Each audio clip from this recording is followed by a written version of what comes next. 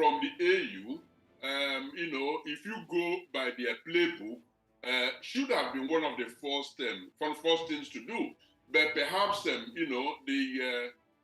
construction was allow them time to see if, they could make any meaningful meaningful in the interpretation of the AU in terms of restoration of constitutional order before suspending them. So the suspension is neither surprise nor abnormal, and indeed it falls within the series of sanctions that are planned and will be unleashed in the coming months. All right. What does Niger stand to lose from being suspended by the AU? Like, what are the major benefits that AU member states have been able to get in the last decade, maybe even more, that Niger will be cut off from? Well, the suspension actually comes with a number of implications. First and foremost, it doesn't look well for national integrity that, you are actually yanked off, a union that you were supposed to be a part of. Now, there is political, but also, economic benefits, at least perceived benefits of, being part of such a union. In itself, that suspension in itself is not enough, of course, to, cause any serious damage to them. But in combination with other things and the consequences that comes with it, because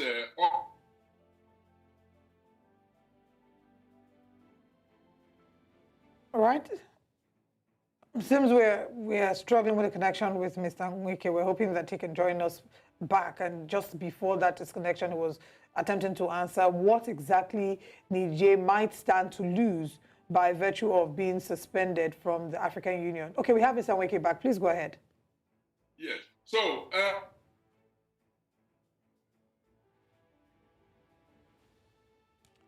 the technicalities of working with the internet, these are expected. So yes, Mr. Nweke, do we still have you here with us? Well, I still have you, and I can hear you very, very clearly. All right, please go ahead. Members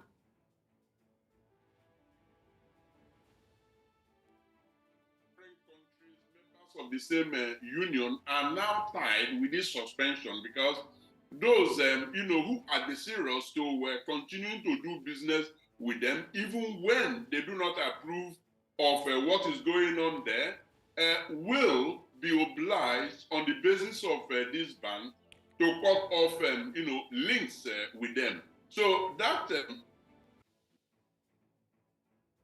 African Union outside the African continent, would, following the ban, following the suspension, to also cut off both political and trade deal with them. So essentially, the key word here is isolationism. Now, the strategy of isolating them, pushing them to the wall, actually begins with some consequences. Now, how that translates to actually, stifling the military juntas is a different, kettle of fish, because what I have just said previously are just the theory. Whether people will continue, whether countries will continue to, trade with them, whether the financial flows will continue to happen in an illicit manner, of course, are concerns that, people have experienced and expressed in the, in the such suspension ineffective. All right. Mr. Nweke, I'd like you to also talk to us, you've talked about isolation in this particular instance. Is this how regularly do we see the African Union stepping in and imposing sanctions on a number of these countries? This is not the first coup we're seeing, although interestingly, the Niger coup seems to be the most popular in recent times. How regularly do we see the African Union step in, and what really is the strength of the influence that they wield amongst these countries, beyond being this body that we all know and so, seemingly respect. What is the strength that they wield over these countries? Well, you and I, Olive, know that, at the moment, and that has been there for quite a while, the African Union has been, enjoying the nickname of, a toothless bulldog, that simply barks but never bites. Now, it didn't just come, it came as a consequence of inaction in a number of, places where they are meant to act. They simply talk. Where they are meant to take, proactive steps and proactive actions, they rather take reactive ones.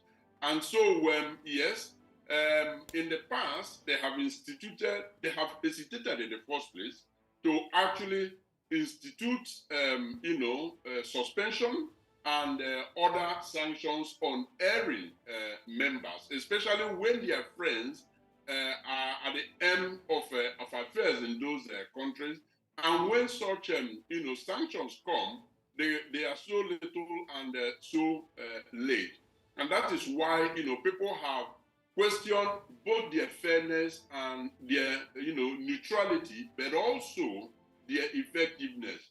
Now, in the case of Niger, they couldn't afford to look the other way, because we have to understand that one way or the other, Niger is emerging as the battleground of, the war between the West and Africa, the struggle, for the resources of Africa. So, to some extent, it is also being questioned whether some of these actions taken against Niger are actually instigated by the Western Western powers, because they are not just one, that actually have interest in Niger. And it is now up to the African Union, the ECOWAS, and the other blocs to actually prove that their actions are internally grown, and it has nothing to do with any pressure from anywhere. And I believe much needs to be done to ensure that they convince watchers that that is actually the case. Well, it might be hard to convince, because if you look at the way things have played out, it really looks, like the African Union and ECOWAS are really just playing the script of somebody else, not like they care that much. And of course, AU did mention, that they are against the involvement of foreign mercenaries or foreign, military forces and all of that. But of course, if you look back at when Laurent Gbagbo took over from, or rather was kicked out of office, and replaced by Alassane Ouattara, I'm not sure who now. Yeah. And of course, the involvement of France in that issue, there was a foreign military presence or foreign interference. If you look at what happened in Libya, there was foreign interference and foreign military interference. The African Union didn't do anything or say anything in those moments. And so it's just a little funny seeing where they stand and the moments that they choose to take a stance. So I would like that you speak a little bit more on the so-called stance against military interference from other countries, and why they may not be seem very honest in this moment. Like I alluded to earlier on, Osaro, Africa, with the Niger coup, it is emerging that Africa has become the new Niger has become the new battleground for, control of Africa in terms of influence over its economy, over the, natural resources that are coming out of Africa, but also its vulnerability within the, the world order. We are aware of the fact that the United States of America has strategically chosen Niger to build the highest, drone operations in the world. As a matter of fact, that is for strategic interest. And you see, so some of those things are very glaring. People see them, and so ultimately, indeed, like you mentioned, a bit more blunt than myself, when you said that they can convince the world that indeed they are the African Union, the ECOWAS are acting under the instructions of some of these Western power. But we also need to be very careful in determining who genuinely is the friend of Niger or the friend of Africa, because it is an aberration. It remains an aberration for you to be giving up one imperialist power that has held sway in your country or in your continent for so long, only to be embracing a new one. In this case, I'm talking of the potential exit of France and the potential, as a matter of fact, the effective entry of Russia, into some of these African countries. One has to be, very careful in assessing who, on the basis of their actions, are really friends of Africa, or if this is the continuation of that scramble for the resources coming out of the continent. All right. We've seen that most of the AU sanctions are usually after these actions have happened, right? To punish unconstitutional overthrow of government. We've seen a number of sanctions implemented between 2000 and up until 2022. I think there's been a number. I think 20 sanctions I read, to see that. But my question is, what can they do to become proactive as opposed to being reactive, as opposed to them making sure that they are acting after the fact? What can be done? Are there measures that can be implemented to prevent us from even getting to the point of the overthrow of government where they now need to step in with sanctions? Absolutely. For that to happen, of course, is guiding rules, the guiding rules of, some of these regional groupings, particularly the AU. I will, one way or the other, keep ECOWAS, on the sideline for now, because it is specific on, economic integration. AU is more overarching, and its mandate is broader. So let's start from there. The act establishing the AU, the Organization of African Union at the time, has got to be revisited. The concept of far-reaching respect for the sovereignty of, the individual member countries has always been cited for a reason to keep away in what is seen or perceived to be, the internal affairs of the country. So that way, they claim that, it ties their hands in terms of moving in preventively, to forestall some of the menaces that are going on there. If that is the case, well, they need to revisit, that notion of sovereignty and how far the AU can go in stopping bad things, from happening. That's number one. Number two, and equally important, maybe even more important, is the fact that, they have looked on for so long, tolerating bad old men, holding sway in these African countries without actually, calling them out and, taking steps to, for instance, elongate one's stay in office beyond the constitutionally, approved one. Now, I'm not saying that it is wrong. Countries like Germany, for instance, Britain has open-ended terms of office, so you can run for office as long as the people elect you. Hermann Kohn of Germany stayed for years and so on. So you can change the constitution, but you cannot be a beneficiary of the same change that you instituted. Yeah. Because all right, Mr. is that you're actually doing it for yourself. So those are things they need to Obviously, the model and practice of democracy in across the continent needs to continuously be refined, and it needs to be trusted by the people, because as of today, a lot of countries across the continent do not trust in what we call democracy to, of course, lead them forward and to be sincere with the people. It's not democracy as we're told that it was. But thanks a lot for your time. We always enjoy speaking with you. We will bring you in again pretty soon. Thank you for having me. Have a great day. You too, sir. All right, now moving away from the issues in Niger and the African Union, let's come to Nigeria. The arraignment of the former CBN Governor Godwin Emefiele was adjourned to today, August 23rd. And they, of course, to give us some updates on the court story is Barrister Maxwell Okpara. He's a lawyer and human rights activist and a member of the Lawyers for Defense of Democracy and Rule of Law, monitoring the brief of Emefiele's trial. Good morning, Barrister Okpara. All right, good morning. Thanks for joining us. He's going to be joining us via phone. Tell us, give us updates on the case of Godwin Emefiele. He's meant to be arraigned today. Yes, that's what I was adjourned for. As I speak to you, I'm in the courtroom, and the case is also there. So we are waiting for them. If there is any contrary report or the reason why the arraignment cannot take place, I think the prosecution will take it into court.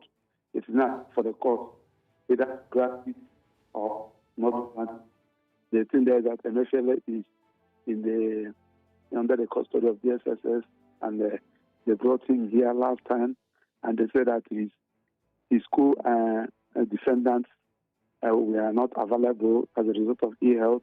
They pleaded that court should allow them for today, for all the defendants to be available.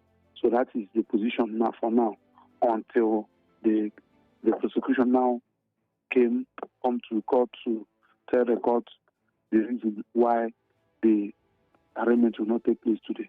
That's just to end court. All right, we're having a bit of difficulty hearing you, so we're hoping you can speak up and speak a bit louder. There are... Hello, Barrister Okpara. Yes, we can hear you, but I'm about to ask you the next question, so I'd like you to please speak up when answering. Can you confirm to us if you were able to meet with the prosecuting counsel? There have been conversations and speculations as to a meeting having happened between the defense team and the prosecuting counsel. So can you confirm that for us or not? I cannot say anything that is informal. As a lawyer, you go by evidence. Anything I'm telling you now, apart from what was stated in the record, I think is a hearsay. So the position of the matter is that this matter is adjourned today for arraignment. As I speak to you, I'm in court. So if there is anything the prosecution is saying, telling us informally, it's not for me to come and start saying it on air. It is you. He will say it in court, and the court will record it. Yeah, okay.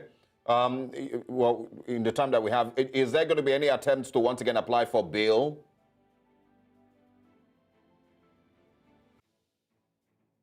Barrister Okpara, can you hear us?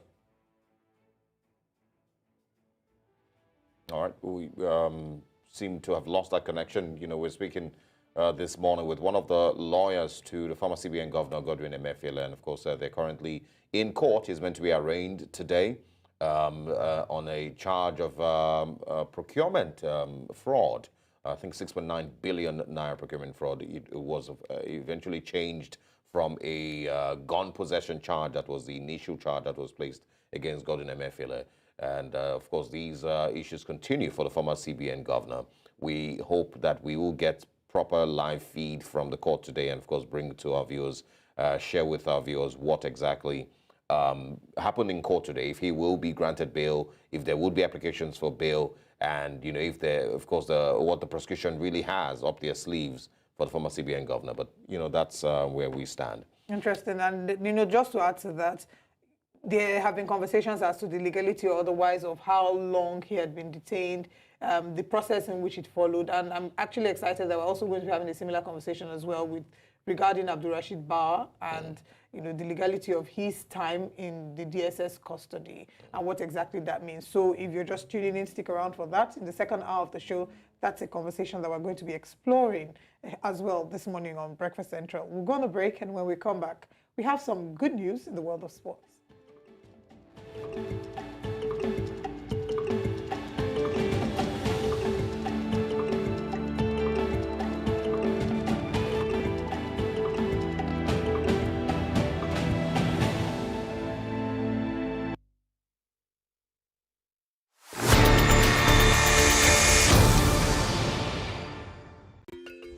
Africa is rising.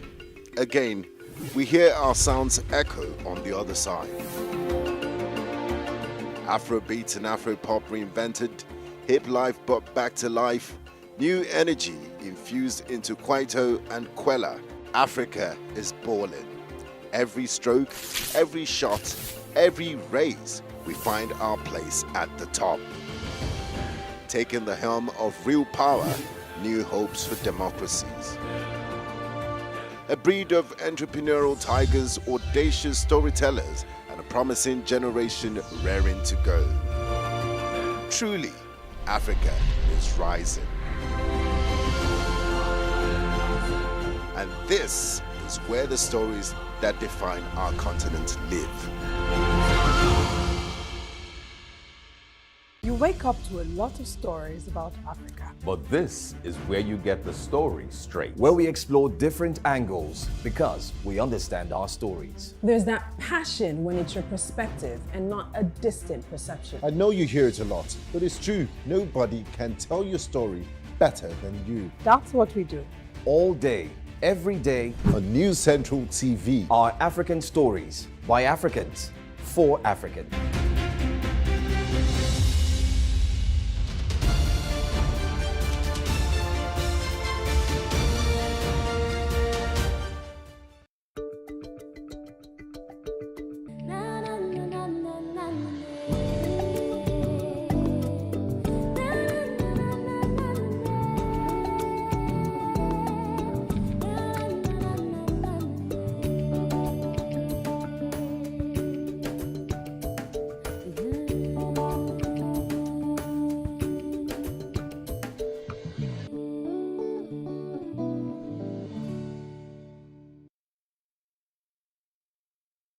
Africa needs its own storytellers, people who understand the continent because they're from it. People who know that news is more than just a conversation starter, it's our stories. Because these stories run deeper than headlines and segments. It's about digging deeper to get the facts and telling the human side of every single story, not just the echoes from foreign headlines and perspectives. It's time to take back our narratives and share them in our voices.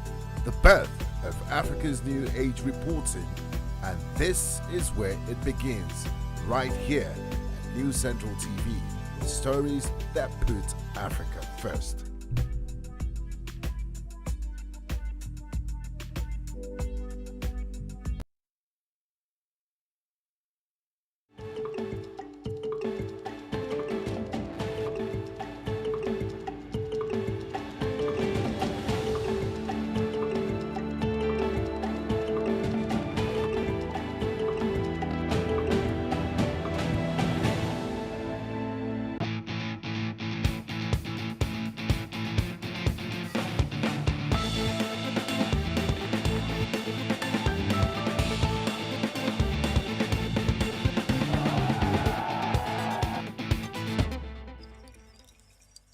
Welcome back. You're watching Breakfast Central. It's time to take you to the world of sports. Some juicy sports updates from you is coming from Hungary, Budapest, where we've got the World Athletics Championship. Nigeria's world record holder, Tobi Amusan, won hit 5 of the women's 100 meters hurdles to qualify for the semi-final of the 2023 World Athletics Championships in Budapest. Amusan returned to the action for the first time on Tuesday since her provisional suspension by the Athletics Integrity Unit AIU, and she dominated the heat with style. She saw off competition from Jamaica's Megan Taper by clocking 12.48 seconds, while Taper finished the race 12.51 seconds. Amusan is scheduled to return to the track on Wednesday by 7:45 p.m. West African time for the women's 100 meters hurdles semi-final. Five support system, they're right on this finger, and trust me, I mean, huddles? I don't know where we take it out of there too, but I mean, we got great competitors, amazing talents. The girls, they're amazing. Every time we step on the track, it's who gets to the line first. Indeed, Africa is on the rise in Budapest, and Kenyans, they're not left out. Kenya's Faith Kipyegon added to a dream year that's already included 3 world records by becoming the first woman to win 3 world 1500 meters titles. Kipyegon broke world records in the 1500, the mile, and the 5000 meters this season. Paced the race and pulled away in the last 200 meters. She clocked 3 minutes 54.87 seconds comfortably ahead of silver medalist Deribe Watije of Ethiopia. By 80-200s, Sifan Hassan took bronze just as she did at the Olympics. Kipyegon will later this week bid to become the first woman to sweep the 1500 meters and the 5000 meters at one World Athletics Championship. In Budapest, because she has retained her title 3 times a world champion now. And the guys are not left out in Budapest. Moroccan Olympic champion Soufiane El Bakkali has yet again lived up to the expectations of the 3,000 meter steeplechase final in Budapest for the World Athletics Championship. This his second World Championship medal in the discipline with a time of 8 minutes, 03 seconds, 53 milliseconds there. Of course, this 19th championship edition with a summit duel between El Bakkali and Ethiopia's Lamacha Garma in the 3,000 meter steeplechase. Unbeaten since September 2021, El Bakkali, who is now 27, is the undisputed world #1 in the 3,000 meters steeplechase, having put an end to the Kenyan dominance in this discipline. Fantástico el Bakkali, qué barbaridad. Ahí está el Bakkali que se va a imponer en esta final de 3000 obstáculos. Oro para el marroquí. Y atención a Dani Arce que va noveno con ese final demoledor, puede hacerse con una plaza de finalista. Y el Bakkali campeón del mundo. Campeón del mundo el Bakkali, el marroquí Girma. Vuelve a quedarse con la plata, subcampeón. Tercero y cuarto para Kenia, quinto Bimis. A clean slip, that's a clean sweep there for Africans. From Morocco, from Ethiopia, and 2 Kenyans taking 1, 2, 3, 4 positions over there in the 3,000 meters steeplechase men's event. Great one, Africa is on the rise in Budapest. But let's go to volleyball right now. Rwanda women's volleyball team are through to the semi-final of the 2023 African Senior Women's Nation Volleyball Championship in Yaoundé, Cameroon. Rwanda beats Algeria 3-2, 23-25, 15-25, 25-18, 25-23, and 16-14 in the quarterfinal match. Also, we have another country, Kenya. They defeated Nigeria 3-0 in order to progress to the quarterfinal match. Of course, they make the semi-final of the 2023 Africa Senior Women's Nation Volleyball Championship in Yaoundé, Cameroon. And now to wrap up sport update. The English Premier League sees Liverpool. They will have Alexis McAllister. Good news, available for their next 3 Premier League matches in the English Premier League, where English Football Association upheld an appeal against the Red Card shown in Saturday's 3-1 win at home to Bournemouth.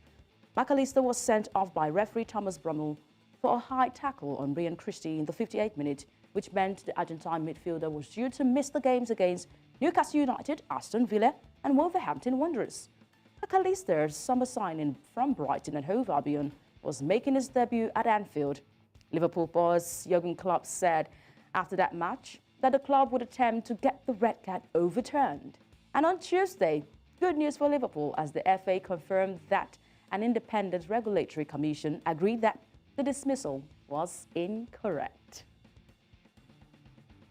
So McAllister will be available for Liverpool going into the next game in the English Premier League. But wrong calls already been made. We're hoping we see better calls being made for the new season, the 2023-2024 season in the English Premier League. Sport update at this time for you.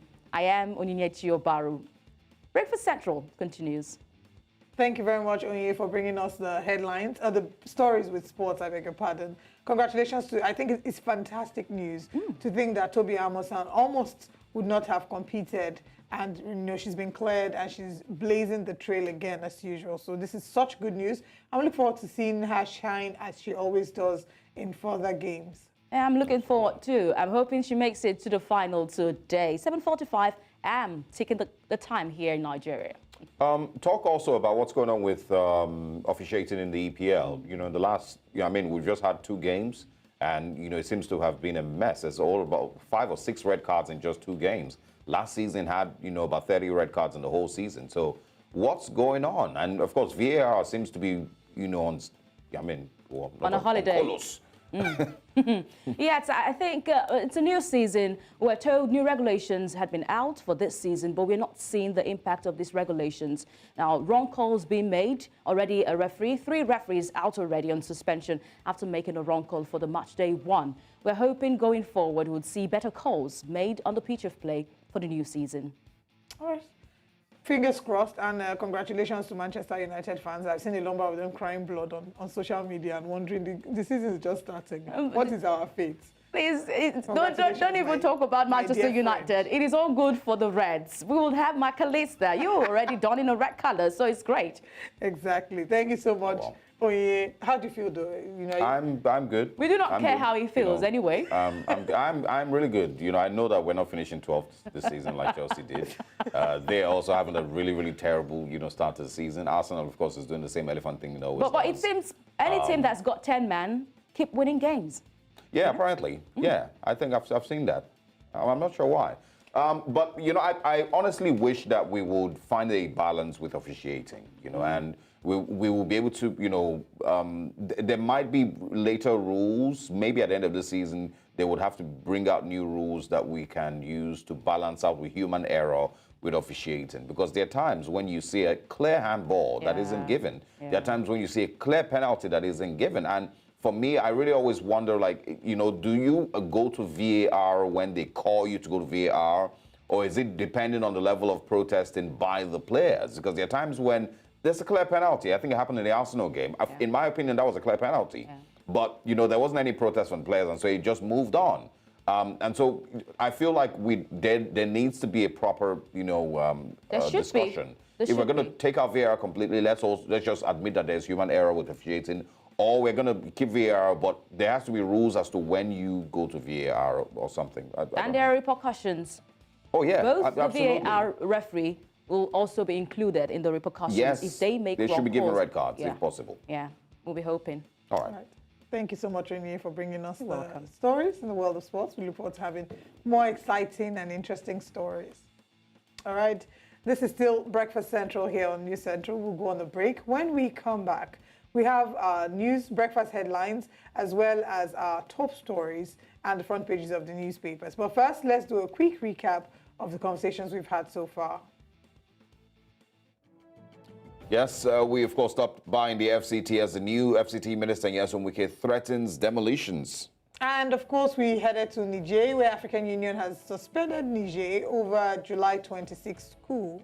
And of course, we've just wrapped up sports. Oni Obaru brought us the update. Faith Kipyegon retains women's 1,500-meter title. And Toby Amusan has also made a mark. But coming up next on Breakfast Central.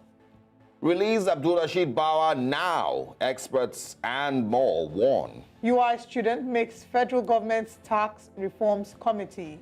And of course, we will be wrapping up by reading what the front pages of the newspapers are saying.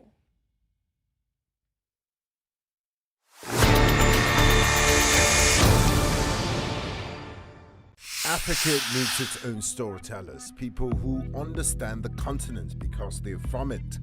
People who know that news is more than just a conversation starter, it's our stories. Because these stories run deeper than headlines and segments.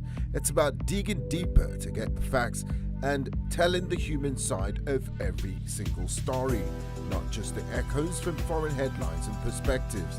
It's time to take back our narratives and share them in our voices. The birth of Africa's New Age reporting, and this is where it begins, right here at News Central TV, with stories that put Africa first.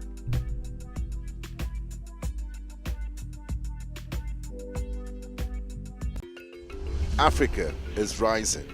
Again, we hear our sounds echo on the other side. Afrobeat and Afropop reinvented, hip life brought back to life, new energy infused into Kwaito and Kwela. Africa is balling. Every stroke, every shot, every raise, we find our place at the top. taking the helm of real power, new hopes for democracies. A breed of entrepreneurial tigers, audacious storytellers, and a promising generation raring to go. Truly, Africa is rising. And this is where the stories that define our continent live. You wake up to a lot of stories about Africa. But this is where you get the story straight. Where we explore different angles because we understand our stories. There's that passion when it's your perspective and not a distant perception. I know you hear it a lot, but it's true. Nobody can tell your story better than you. That's what we do. All day, every day, on News Central TV. Our African stories by Africans for Africans.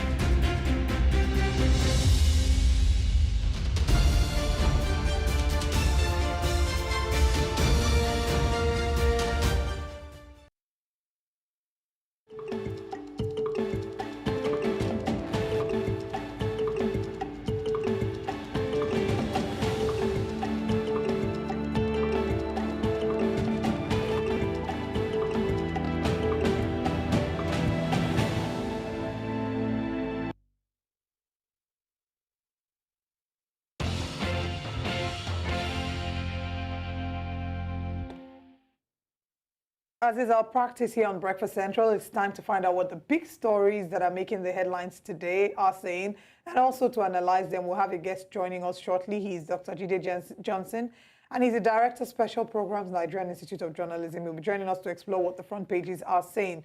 But for now, let's take you through some of the papers. We'll be starting off with the Punch newspaper in Nigeria. And on the front page of the Punch newspaper, the big story says, anger at State's warehouse, rice, delay palliatives sharing.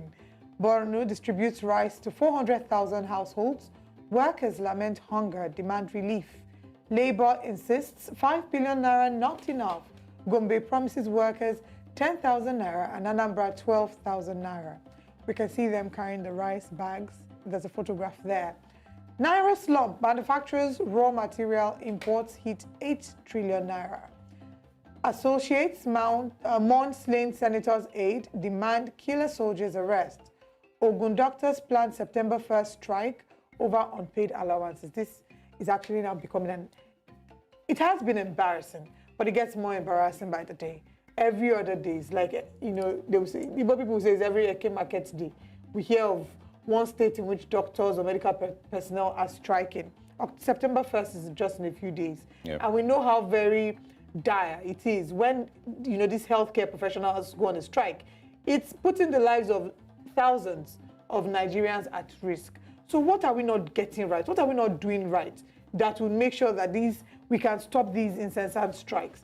It's frustrating and it's nauseating until you know somebody, or you know someone who knows someone that has lost a family member because the healthcare institutions were on strike. This would not hit as closely as it has. Well, I mean, good thing now we have a new health minister, Mali Pate. So hopefully we see a reduction in the in the strikes. And hopefully we have somebody who understands what the healthcare sector needs and understands what doctors actually need, understands the level of infrastructure that needs to be put in place, understands the calls for increment in salaries and increment in health, hazard allowances and some of the things that they've been speaking about.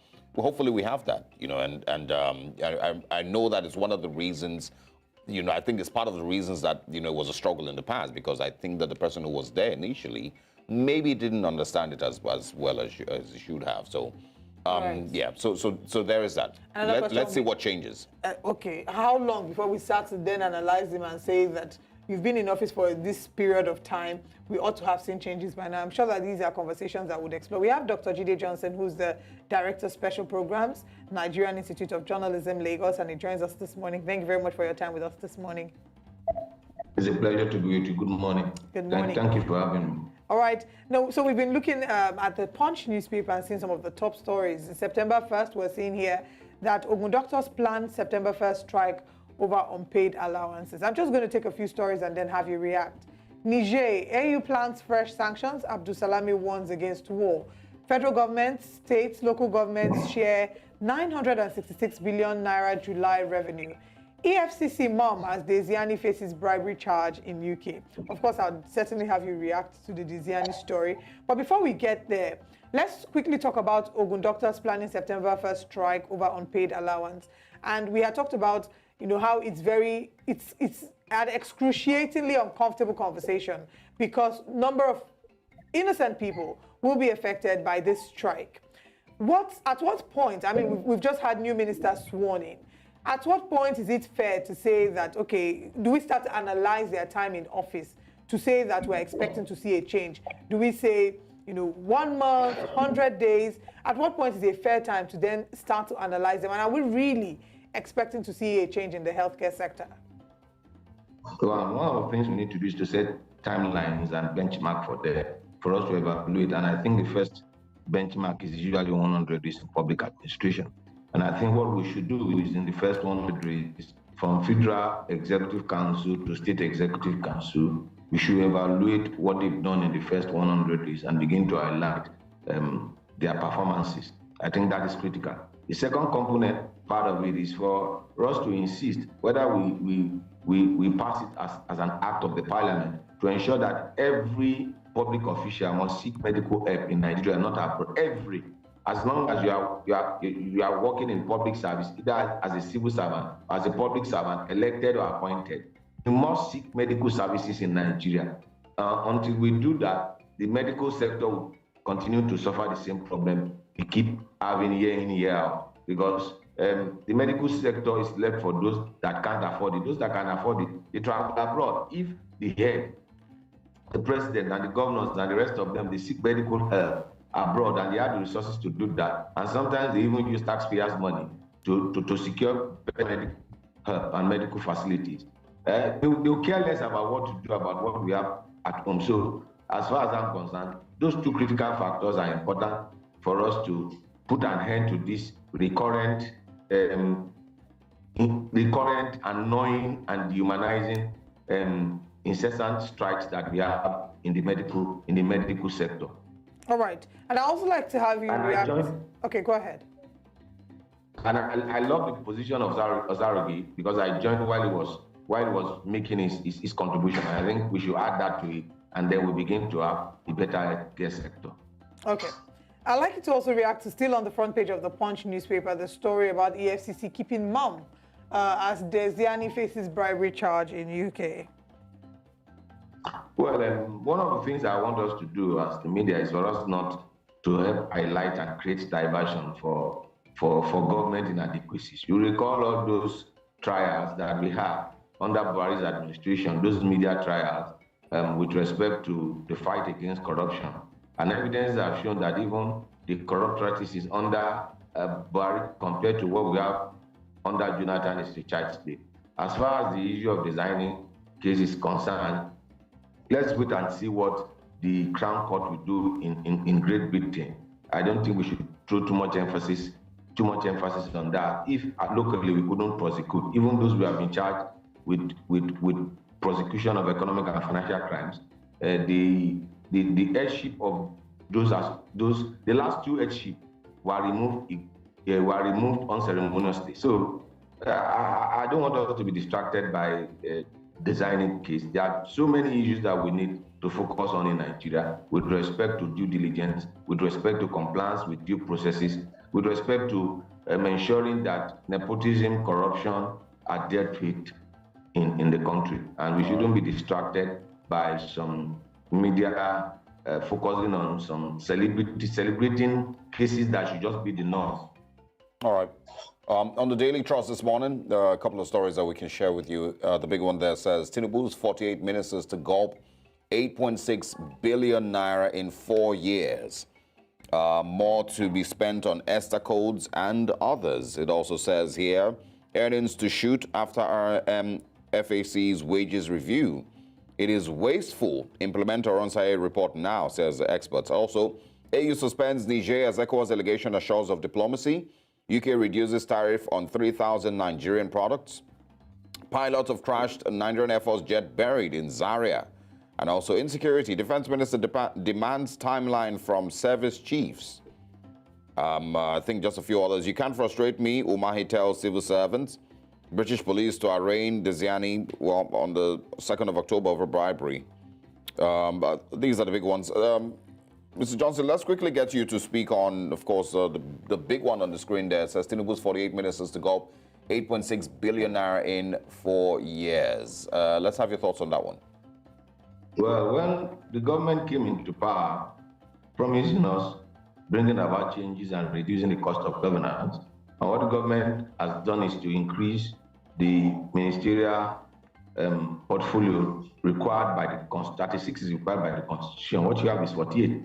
That's about 33% increase. So you don't need a soothsayer to tell you that it will add to your overhead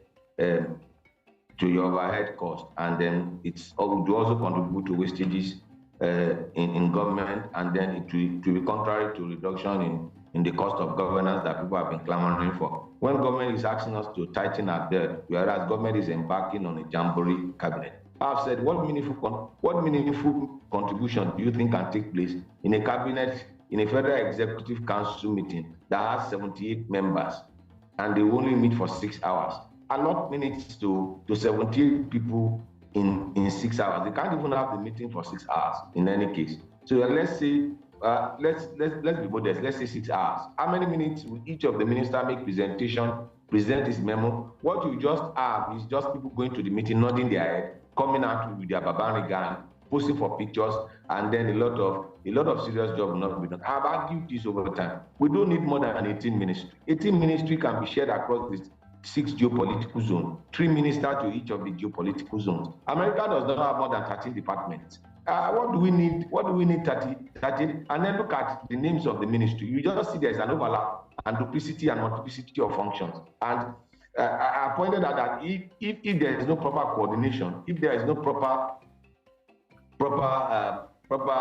coordination and proper statement of purpose and responsibility of each of these ministries, there will be clashes. There will be clashes because there are so many overlaps. What's the difference between blue economy, aviation, transportation, and the rest of it? So I don't know. The Federal Minister of Petroleum Oil, the Minister of Petroleum Gas.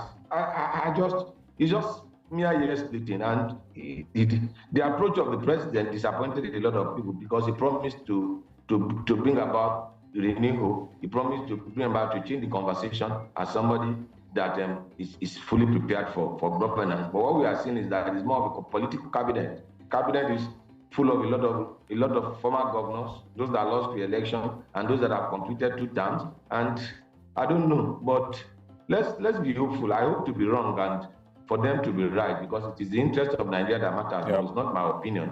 All right, quickly also speak on the insecurity story there. It says the defense minister gives service chiefs, demands a timeline from service chiefs. Quickly, please.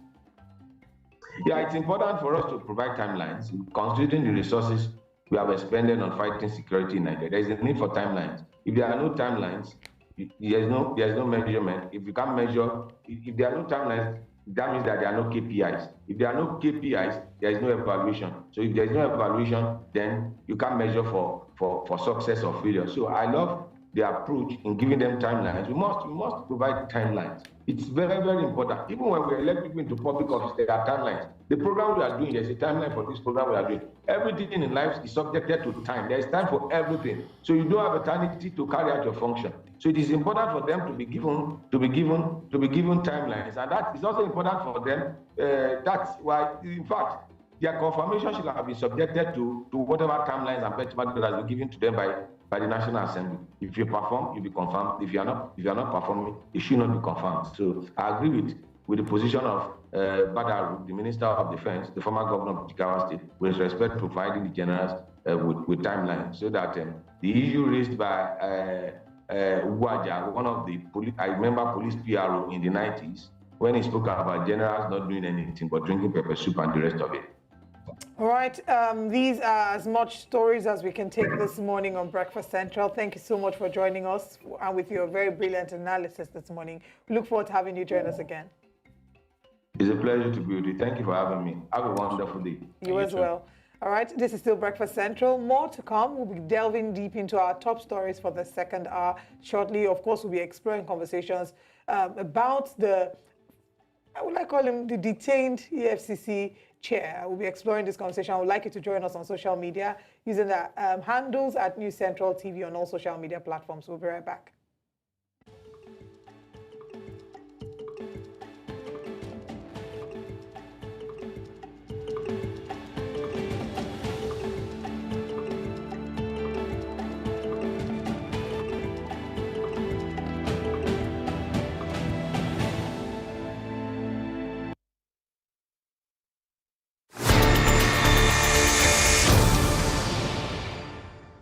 Africa needs its own storytellers, people who understand the continent because they're from it.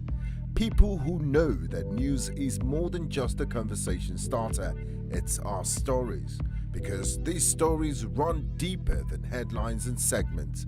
It's about digging deeper to get the facts and telling the human side of every single story, not just the echoes from foreign headlines and perspectives. It's time to take back our narratives and share them in our voices.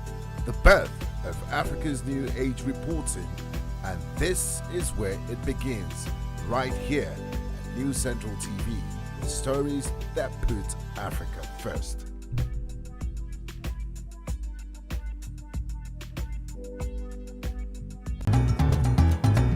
As reporters, we don't just gather news stories, we experience them daily. So join us on Report Desk Africa as we share these experiences and review the top African stories. Only on News Central. Take it from me, the mind-blowing way to do things is the Glow LTE advanced way.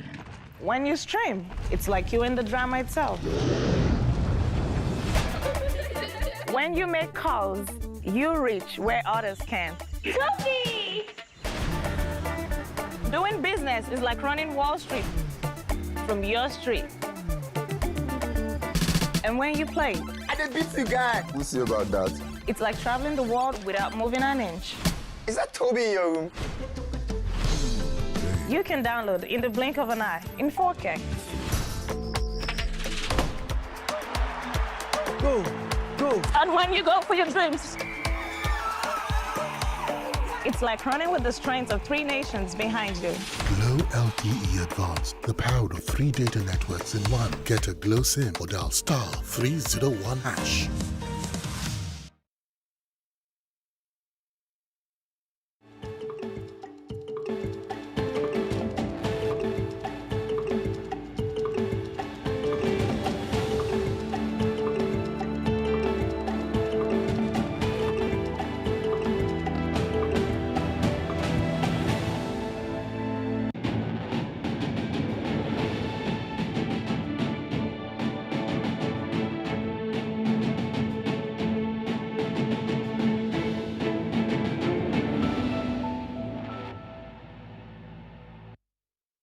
Human rights lawyer Femi Falana has called on the federal government to order the release of Abdulrasheed Bawa, the suspended chairperson of the Economic and Financial Crimes Commission, EFCC. Recall that President Bola Tinubu suspended him on June 14th and suspended Bawa to allow for a proper investigation into his conduct while in office following weighty allegations of abuse of office leveled against him.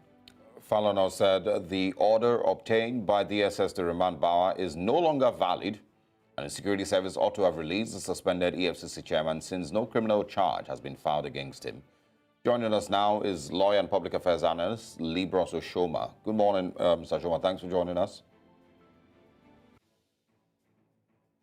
Can you help us unmute your device? It seems you're still muted, so we can get feed from it. But let's get you to quickly share your thoughts on the Abdulrasheed Bawa's travails. Of course, just like Femi Falana said, he cannot be detained for more than 56 days or remanded for more than 56 days. Of course, if there is no charge, brought against him, then he should be released. Are we seeing, a DSS doing the same things it has always done, all through the Buhari administration, which is, complete high-handedness, playing out once again here?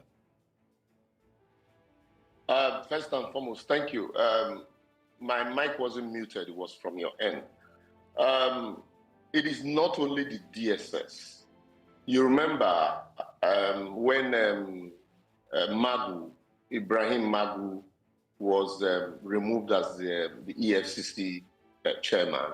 You know, he also was arrested and then detained without preferring charges against him until the panel sat, preliminary investigations were conducted, and at the end of the day, nothing happened. Even the DSS themselves, as I speak to you now, there are some persons in DSS custody for the past 3 months that have not, you know, been charged. They use, they procure court orders and then use that to detain people unlawfully. All of these actions are, you know, ultraverse the law and very, very, very wrong. Today, it is barred. And those people that are detaining him should also know that, you know, just the same way bar under EFCC under bar detain people unlawfully, and today he's been detained, and that someday it will get to their time. We can't continue to run a legal system like this and the whims and caprices and dictate of security personnel and expect that people will trust our society, expect that genuine businessmen will put their faith in our legal system. You know, so and that's why every well-meaning Nigeria should call, irrespective of the sins of bar, in as much as it's not been charged to court, every well-meaning Nigeria should call for his release and the release of other persons who are also held in custody, whether in DSS, whether in EFCC, whether by the police, whether by the military, and had not been brought to court. The law is a vehicle for social engineering. Law ordinarily should develop and enhance a better society. But a situation where people now begin to use the law, you know, for their whims and caprices. Yesterday I tagged it prosecutorial prosecution, you know, because it becomes, there's a thin line between prosecution persecutorial prosecution. You know, it's a thin line between prosecution and persecution. So what you have now is persecutorial prosecution. It is no longer prosecution because you arrest a man, you keep him incommunicado, there is no charges against him, there is nothing in the public to say, okay, this is where the investigation is. There is no briefing whatsoever. And, you know, you just leave it there and expect that the rest of us will keep quiet. We can't keep quiet, no matter the sins that he has committed, you know. But you don't wish even your enemy to be held incommunicado in such, to be held by the DSS in such circumstances. Mr. Oshoma, some have said that it is quite hypocritical of us as Nigerians, seeing that our president is the chairman of the Economic Community of West African States, and we've seen ECOWAS's position on the coup in Niger, and ECOWAS's position is basically to restore democracy. So some have said that it is quite hypocritical that whilst we're seeking to establish democracy in another country, back here in Nigeria, democracy is being upturned. Section 296 of the Administration of Criminal Justice Act provides for the procedure by which this remand can, you know, be done legally, which accumulates to up to 56 days. As of today, should be about 70 days that Mr. Ba has been held in custody. What does this say about Nigeria's democracy and the projection of where we're going for, where we're going to with our democracy? Are we really practicing democracy? That's the first question you should ask yourself. What we have is a civil rule and not a democracy. Democracy, we all know the definition of democracy: government of the people, for the people, and by the people. Can you truly, in all honesty, say since 1999 that what we've had is a government, you know, of the people? Can we say that this government is government for the people? What we have are civilian who cloaked in democratic garb. And so that's why any government that comes, they look for perceived enemies without procedures. And at the end of the day, you know, some of these persons are thrown behind bars, and then we look for, you know, one court order or the other to, you know, consistently keep them there. Yes, because we also can point to examples of these same people committing the same crime. There were times where, on 2 occasions, Bawa was cited for contempt by court. One in Kogi, another one in Abuja. Emefiele, the same thing. But that does not mean we should now fold our hands and allow the law to be rubbished like this. And like you rightly said, if we are talking about coup, in Niger. These are some of the activities that led to the coup, the military intervention in Niger. And so a situation where the civilians become high-handed also. What you're indirectly telling people is that there is no need to obey the laws. So I completely agree with you that it's hypocritical. You're saying that, look, you want to promote democratic tenets and norms and values. And yet, just right in front of you, you are violating one of the fundamental rights of democracy, which is, protection of human rights. And it is Bauer today, it can be anybody tomorrow. And as I speak to you, it shouldn't just be about Bauer, including people who are in EFCC custody presently, who are ahead and has not been charged for more than 70 days. So it should be all encompassing, because what goes around comes around. And so if tomorrow, you remember in 1983, when the military had people with Decree 2 without trial, some of them, panels were set up and then condemned to jail for 99 years and co. That's akin. This situation is akin to what we had there. A situation where democratic government is arresting people without complying or following the processes of the law. For me, I do not see a difference between it and military rule. We had a couple of these issues under former AGF Malami. We now have, of course, a new Attorney General of the Federation, Lateef Fagbemi. Do you expect that things would be different? And not just under Lateef Fagbemi, it's generally, it's a new government in office. We expect that there will be a new attitude towards some of these things. Or do you think that maybe the DSS as a body is untouchable? And of course, the new president, new ministers, none of that will be able to change the status quo. And of course, let these agencies of government actually respect the Nigerian Constitution and respect the Criminal Justice Act. It is not government, politicians, are true to type. And like I always say, blessed are those who are not expectant, for they shall not be disappointed. I'm not expecting any new thing from Nigerian politicians, ditto African politicians. But it is for us as a people to point the right direction and insist that the right thing must be done. I told you, the new Attorney General is a seasoned bar person, a practicing lawyer that is seasoned, is known in his activities at the bar. But there is it's wearing two caps here. One as Attorney General of the Federation, and secondly, as the Minister of Justice.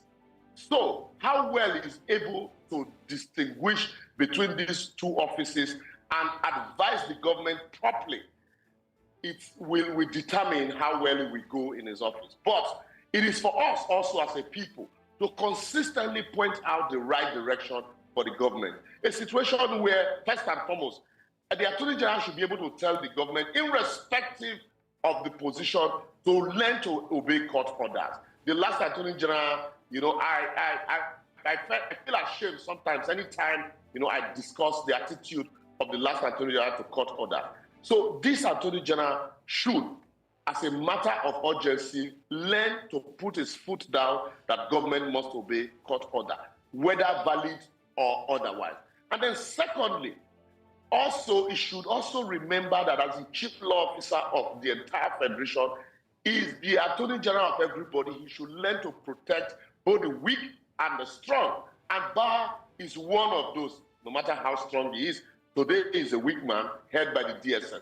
He should also, I had expected that upon resumption of office, the first thing should be, not like Wike, who is already breathing down the neck of people. I expected him to be empathic with the plight of those living in Abuja. Sorry for that digression. I had expected the new Attorney General to issue upon assumption of office, to issue directive to ministries, parastatals, and agencies on compliance with court orders, and then also to file charges in places where people have been held, in violation of the Administration of Criminal Justice Act, to bring up charges against such persons or release them to go, until they put their acts in order. But unfortunately, we are not seeing that. Let's still give him some time out there. But while you're giving him time, somebody is held against the provisions of the law. So, the President Bola Ahmed Tinubu, no matter the good he's doing, if his human rights record, starting from Bawa and Emefiele, if his human rights record is tainted, I bet you those are what people will remember him for, irrespective of the good that he's doing. Now, this unfortunate situation, in some measure, some would say that this has been disrespectful to the courts as, you know, the temple of justice that it is. I'd like to find out exactly how lawyers around the country are reacting to these scenarios, and maybe if there is anything whatsoever that the lawyers can do, that the judiciary can do. Whilst we talk about the upholding and respecting of the judiciary, upholding and respecting its independence, and, you know, regarding it as a temple of, you know, the upholder of justice that it is, what role can lawyers play? I know that these conversations come up in circles. How are they reacting to it, and what roles can they play? Yeah, you know, in Nigeria, lawyers are never unanimous in matters like this. You know, some people are indifferent because some of them have also, you know, felt the bite and the pain of the EFCC's, you know, sting. I have a client. Ordinarily, you expect me also to be indifferent. But because of my practice and my posture and my humanity, I will not be indifferent. I've had clients that were heard, you know, consistently, despite court order, by EFCC, under Bawa. So, but then today, I will not, in as far as I condemn their action, I also will condemn what the government is doing to him. But that said, some lawyers are indifferent, just like saying, okay, well, what goes around comes around. Why some are vociferous against the DSS action, the federal government action of keeping him consistently without trial. Others also are saying that, yes, the government should learn, including senior lawyers, senior advocates. Others are saying government should learn from what they are doing to Bawa, what they are doing to Emefiele, that someday a pharaoh might come also that do not know Moses, who will also do the same thing to those in power now. When Emefiele and co were violating court orders, they also didn't know that this day will come. And so that this is the time to quickly, you know, amend our ways and ensure that there's compliance with the rule of law in the land. So generally, opinion is divided. Why, you know, mind you, the economic hardship is vital. And I also think that this will also form part of the discussion at the NBA conference coming up next week. So, but what can be done, what they can do, you know, I'm not aware if some private lawyers, you know, public interest lawyers have gone to court, approached the court to compel, for order of mandamus, to compel the DSS to release him or to enforce his fundamental right to freedom pending when he's tried for any offense, if at all. Oh, wow. The NBA conference will be very interesting because I've seen that there's some lawyers who are very angry with the current NBA president. So I would like to see how that turns out. But away from the legal, you know, aspects of this conversation, you know, is it possible, or do you think that what is playing out here is, you know, the fact that Abdulrasheed Bawa stepped on some big toes while he was EFCC chairman, and so he is seemingly being punished, you know, for the, you know, actions that he took, you know, carried out his job as EFCC chairman. There's jokes about how he accused people of corruption. Now he is behind bars, and the people he accused of corruption are in power. Yeah, why that cannot be completely ruled out, but like we say in law, he who comes to equity must come.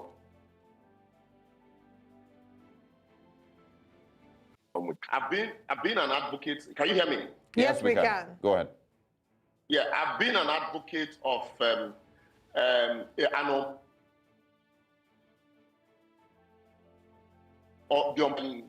EFCC as a body is too big and saddled with too many responsibility for anybody that heads that. Let me give you an instance. A situation where the EFCC is the body that will decide who to investigate. They actually investigate. They would decide when to prosecute. They prosecute. And in some cases, in all cases, they recover assets, and then they also manage the assets. And like we all know, power corrupts and absolute power corrupts absolutely. So what the EFCC has is an absolute power, only reporting to the Attorney General. And so if you have a situation where you have an Attorney General who is also, a cousin to the EFCC chairman, they just sit down in the comfort of their house and decide what to do. So against that backdrop, you have assets that are recovered, running into billions, and EFCC is only answerable to one man, without handing over those assets to the asset management agency. There's bound to be corruption. And so, in investigating corruption cases, and then you now begin to look at, the allegations of how they manage assets recovered, or how also they handled, the administration of the office, you're certainly going to find, compromise here and there. And that is what has led to the arrest of Abdul Rashid Bawa. That was also what led to the arrest of Ibrahim Magu. That also what led to the arrest of Lamudi, asset management. Yeah. So now those you are investigating also are saying that there's corruption deep-rooted, in between your legs.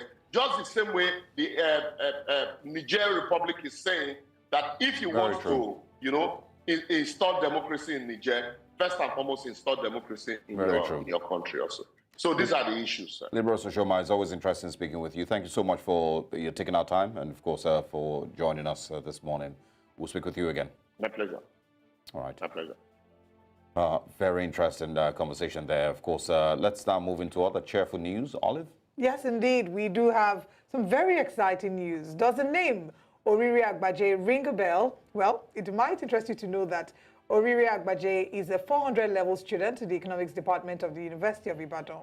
And at just age 21, she has been appointed as a member of the prestigious Nigerian Presidential Committee on Fiscal Policy and Tax Reforms. This appointment recognizes Orire's exceptional talent and expertise in fiscal policy, taxation, and economic reforms. The Nigerian Presidential Committee on Fiscal Policy and Tax Reforms comprises top-notch professionals from various sectors and is responsible for advising and providing strategic guidance on fiscal and tax-related policies that aim to stimulate economic growth, enhance revenue generation, and promote fair taxation practices in Nigeria. Joining us this morning on Breakfast Central is Orire Agbaje. She is the President, Tax Club, University of Ibadan, and Student Representative, Presidential Committee for Fiscal Policy and Tax Reforms. Good morning. Thanks for joining us. Good morning. Great to have you here. Congratulations on your recent appointment. The youngest member of the President Bola Tinubu's Committee on Fiscal Policy and Tax Reforms. Now, let's talk about how you've been able to work yourself to get to this point. What would you say are some of the things or the elements that you think stood you out and made you worthy of this appointment? I would say it's dedication and commitment. Staying true to what you do, not being found everywhere, just staying true to being dedicated to what I do. So I've always loved taxation since my first encounter with it and began to pursue it. This led me to join the Tax Club, and I'm always posting about their activities. I think this is what led me to stand out. That's why Mr. Taiwo Oyedele nominated me to come and give the vote of thanks at his inauguration. He said what I did aligns with his values and his ethics, and I was grateful for the opportunity. So I would say dedication and consistency. Wow, indeed, the dedication and consistency has brought you this far. You're the president of the Tax Club at the University of Ibadan and the Nigerian Universities Tax Club. You also do have a background in economics, if I'm correct. How do you think that your leadership experiences have prepared you for this role? Which, first of all, I should ask, did you see it coming? I did not see it coming. I thought I was just going to give a vote of thanks, and just became something else entirely. And that's good. That's good news, and that's great news. We've been advocating to see more young people being, brought into policy decision making and reforms to ensure that they can reflect the thoughts and the minds of the current situation, because we do have a strong audience that are full of young people. So how would you say that your experiences, your leadership experiences, have prepared you for this? What are some of the things that you say you've learned that be able to prepare you for this unanticipated role? I think my leadership experiences so far has laid a foundation for me to learn commitment, for me to learn teamwork, for me to learn collaboration and strategic thinking. So all these has given me like the background, the foundation to contribute effectively. Okay, and I also want to talk about, I mean, we're talking taxation, fiscal policy and the likes. What would you say, from your, study, what would you say Nigeria needs in order to fix its, problems with taxation? Nigerians, of course, complaining, here and there, there are different levels with, of complaints. But what would you say, and what kind of advice would you give the current administration?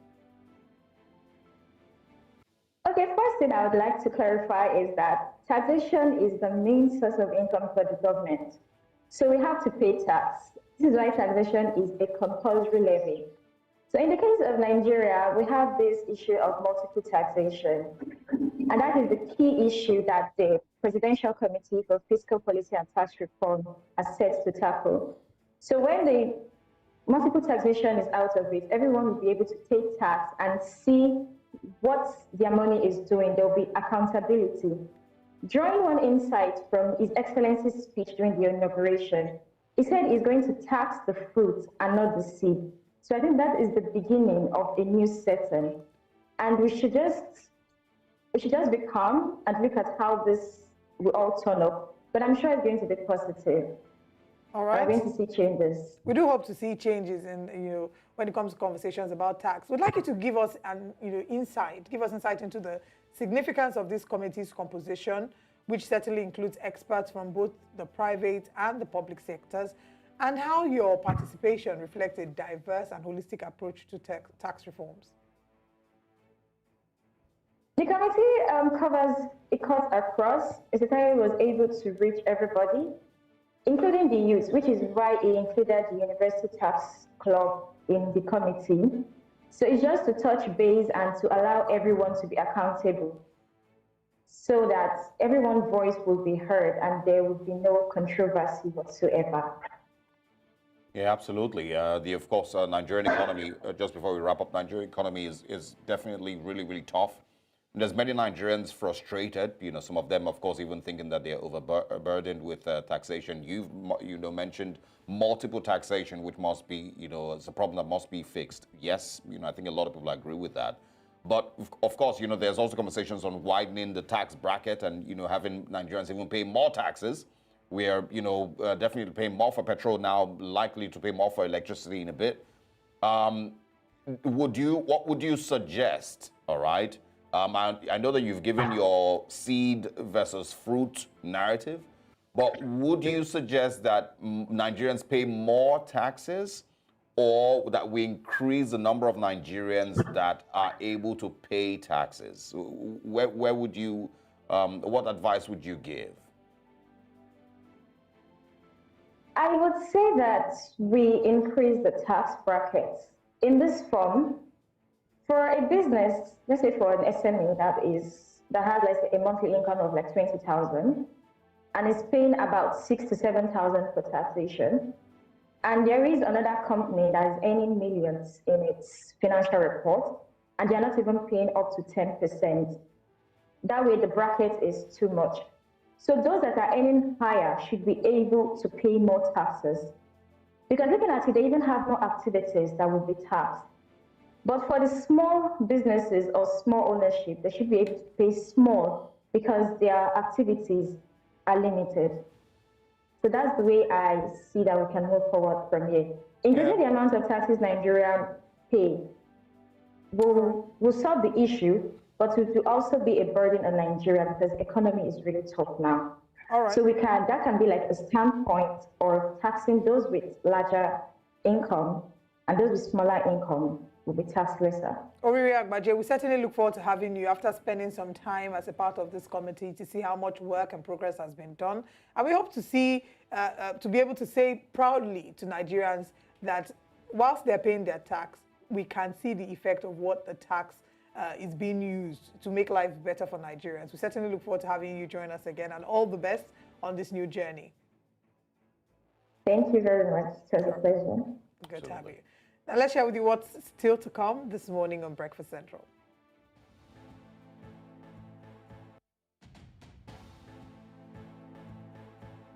Yes, this morning, Burna Boy drops a new single of his I Told Them album. Ateluna. And we share with you what our top story of the day is. We have Sam Dandy who will be joining us to bring us entertainment shortly.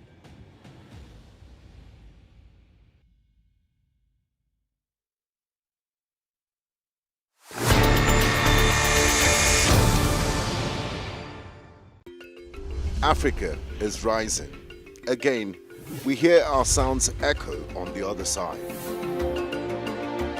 Afrobeat and Afropop reinvented, hip life brought back to life, new energy infused into Kwaito and Kwela. Africa is balling. Every stroke, every shot, every raise, we find our place at the top. Taking the helm of real power, new hopes for democracies.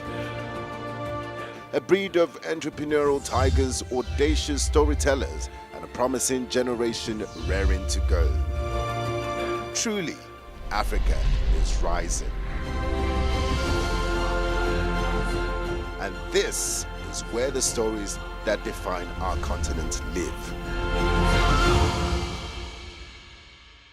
You wake up to a lot of stories about Africa. But this is where you get the story straight. Where we explore different angles because we understand our stories. There's that passion when it's your perspective and not a distant perception. I know you hear it a lot, but it's true. Nobody can tell your story better than you. That's what we do.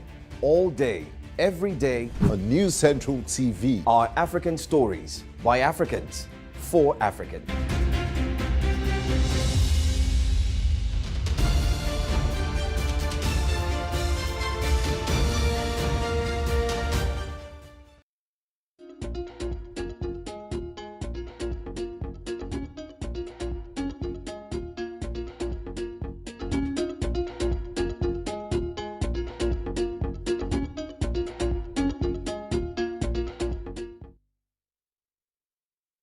All right, let's begin with some great news for Burna Boy fans. The African Giant has just dropped a new single off his much-anticipated I Told Them album. The new record, titled Cheat on Me, featuring British rapper Dave, comes ahead of his 7th studio album, dropping on the 25th of this month. That's Friday, people. Now, the multi-award-winning star has also revealed a track list for the much-anticipated project. Burna Boy put out a post officially announcing the project with the caption, "This is the beginning of the new level." Hashtag I told them. Let's watch this little snippet. Songs, 4 of which have already dropped, from Sitting on Top of the World to Taliban 2, Big 7, and of course, now Cheat on Me. Judging by the track list, there are 2 more guest appearances on the album. Excited fans have seen that track 11 will feature Rave of the Moment, Shay Vibes, and track 14 will feature heavyweight American rapper J. Cole. Now, this one is big for all Burna Boy fans, and Sam Dandy is one of them. Now, let's move to the international scene where global sensations and former kid stars Ariana Grande and Demi Lovato have both parted ways with longtime manager Scooter Braun. Now, Billboard confirmed the news. Although Demi began working with the talent and music mogul earlier, Scooter in 2019, I beg your pardon, Ariana Grande signed since 2013. Now, both superstars attaining global status within those years. Now, rumors of Canadian platinum artist Justin Bieber parting ways with Scooter surfaced as well, but have been quickly shut down by both parties, calling the rumors not true. Now, recall, Scooter found Bieber back in 2008 and managed the global star even through his rough years, facing a sting of arrest for vandalism, dangerous driving, and assault. Now, Scooter is one of the music scene's most successful music managers, having worked with sensations like J Balvin, David Guetta, Black Eyed Peas, Ava Max, Carly Rae Jepsen, Quavo, amongst others. Well, it seems like some people are speculating that there might be some mess, and that's why they're leaving him, but we have no news like that. So I guess once it comes out, you'll be the first to know. Now let's move to what's trending on socials. Several Nigerians have reacted after news broke that former Petroleum Minister Desiani Alison Madueke has been charged with bribery in the United Kingdom. Now, according to Reuters, British police charged her with bribery the National Crimes Agency, and she says, we suspect Desiani Alison Madueke abused her power in Nigeria and accepted financial reward for awarding multi-million-pound contracts. Now, this was, of course, what was said, and what we know is, of course, she was a huge part of Goodluck Jonathan's regime, and we're just going to have to see how this one pans out. But let's take a few of the reactions that we've seen on social media. This one here says, it's from Aristo_Path. It says, this is a welcome development if this news is true, but it seems to be a paradox because the same UK has been giving her protection in the last 8 years. She also has case in Nigeria with the EFCC, so maybe this is the best time to bring her home. Let's take another one.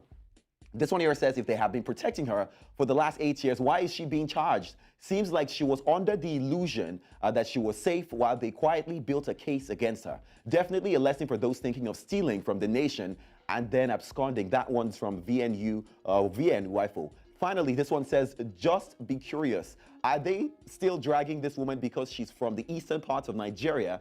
Because PMB just arrested Dasuki, case closed. Former EFCC boss and co, case closed. Why are we or are they still on this woman's issue? Now, again, recall that Alison, of course, who's now 63, was a key figure in the administration of former President Goodluck Jonathan. She served as petroleum minister from 2010 to 2015 and also acted as president of the Organization of the Petroleum Exporting Countries, OPEC. Well, that's much I can take. Let's have Osan Olive join the conversation. How are you guys doing? We're good, Sam. Thank you so much for bringing us breakfast entertainment. I don't know why I keep calling everything breakfast headlines.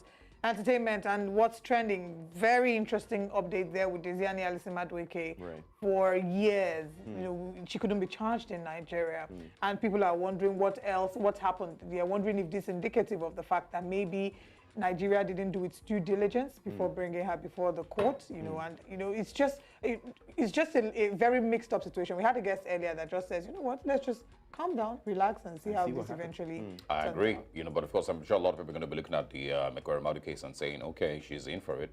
But you know, aside that, I would always say, nobody steals money alone anywhere in the world. You know, if there is any situation where somebody is accused of stolen or being bribed, there's multiple hands and multiple persons involved. Nobody bribes themselves either. And so these, you know, the questions would need to be asked as to who were the other people in Nigeria who played, you know, similar role that she did if she is found guilty. You know, of course, you know, but aside that, Burna Boy, congratulations to him on his 7th album.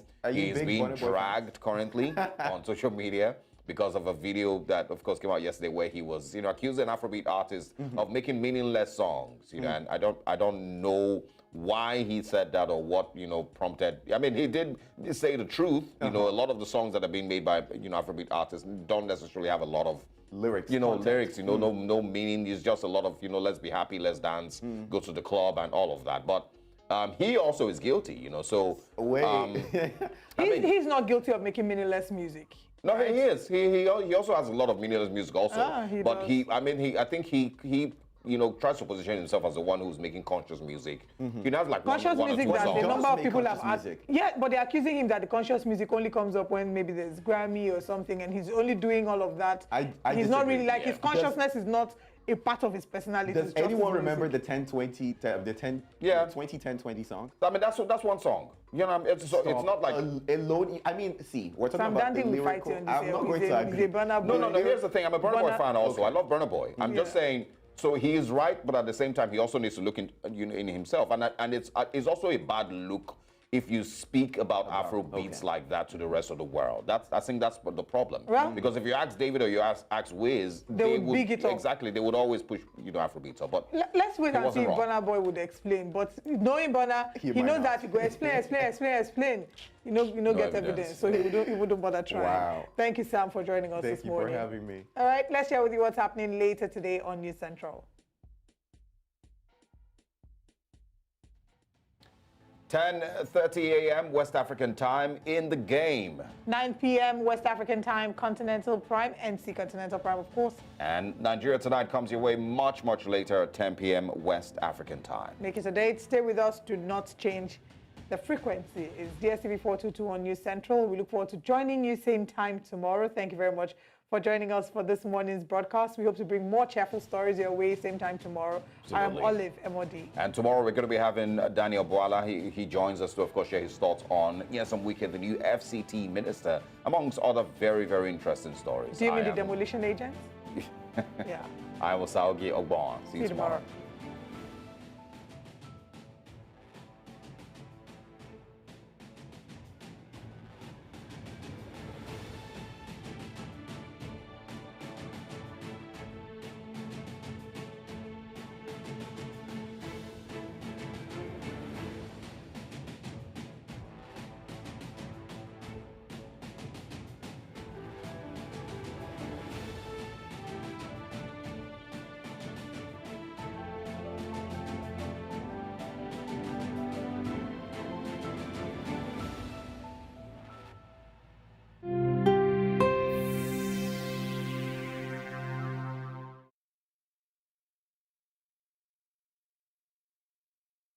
Africa needs its own storytellers, people who understand the continent because they're from it. People who know that news is more than just a conversation starter, it's our stories. Because these stories run deeper than headlines and segments. It's about digging deeper to get the facts and telling the human side of every single story, not just the echoes from foreign headlines and perspectives.